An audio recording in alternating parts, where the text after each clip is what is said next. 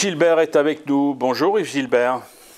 Bonjour. Yves, nous allons parler d'abord d'Yves Gilbert, auteur, compositeur, interprète également, pour d'une part un album qui s'appelle Est-ce le hasard, et puis un single qui vient donc de sortir et qui s'appelle Je la vois jamais.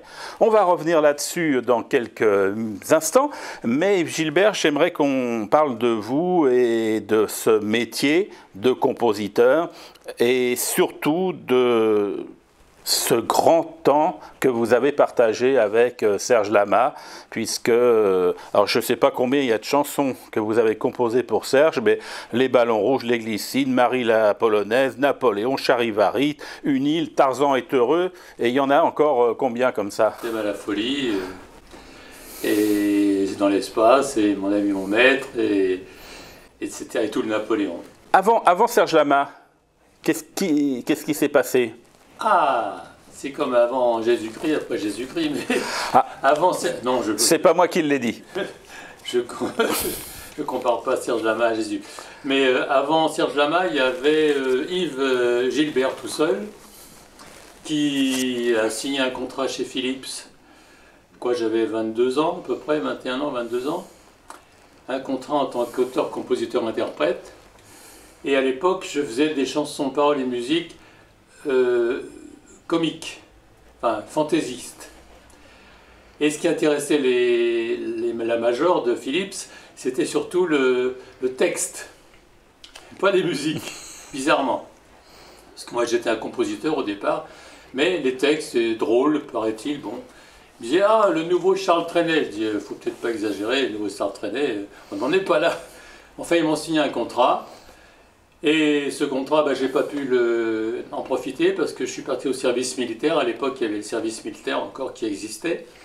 Quand je suis rentré, je me suis marié avec une jeune fille qui s'appelait Patricia. Le père de Patricia était un directeur artistique qui s'occupait de Nancy Holloway, de plusieurs personnes qui marchaient bien, et dans une grosse boîte de disques. Et il a proposé à cette boîte de disques, toujours Philips d'ailleurs, il a proposé de changer le contrat d'Yves Gilbert en Yves et Patricia. Un jeune couple, français, moyen, et on va raconter leur histoire, comment ils se sont connus, comment ils s'aiment, les courses, comment ils vivent chez eux, etc. etc. Et on avait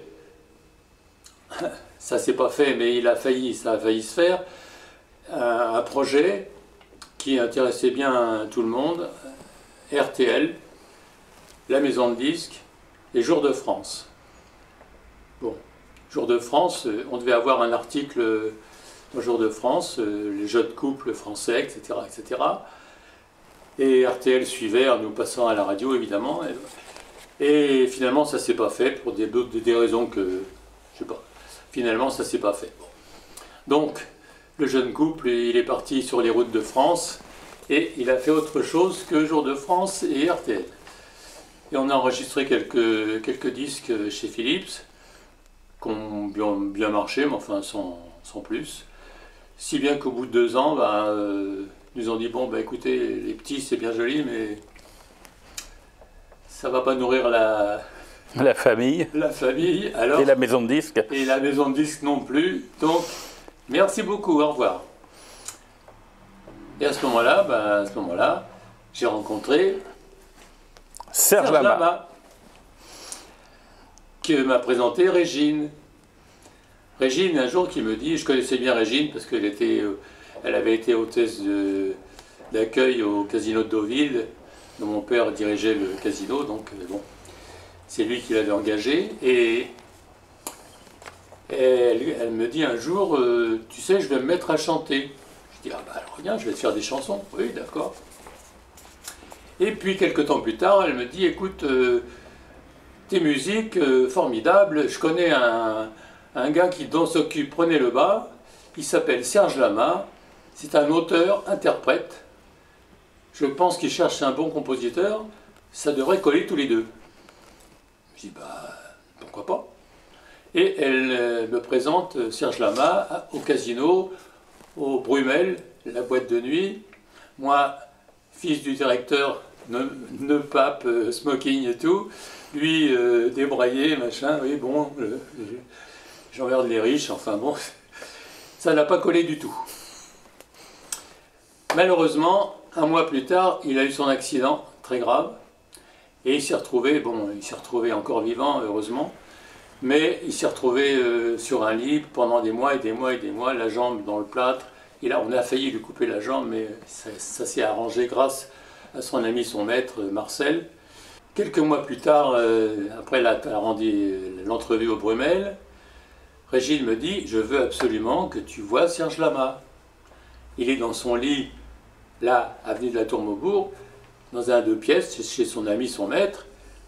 Tu vas prendre un taxi et puis tu vas aller le voir. Je l'appelle, il faut absolument que vous voyez. Bon, d'accord, te fâche pas.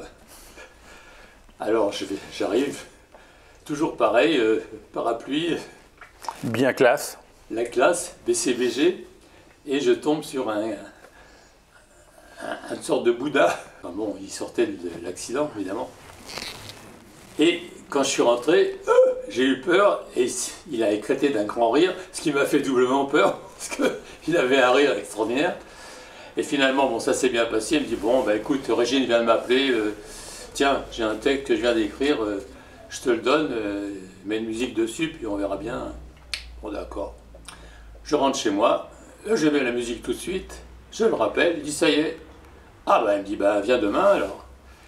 Et je suis revenu tous les jours, pendant des mois et des mois et des mois, et maintenant des années. Et on a fait plein de chansons, des ballons rouges, d'aventure en aventure, etc., etc.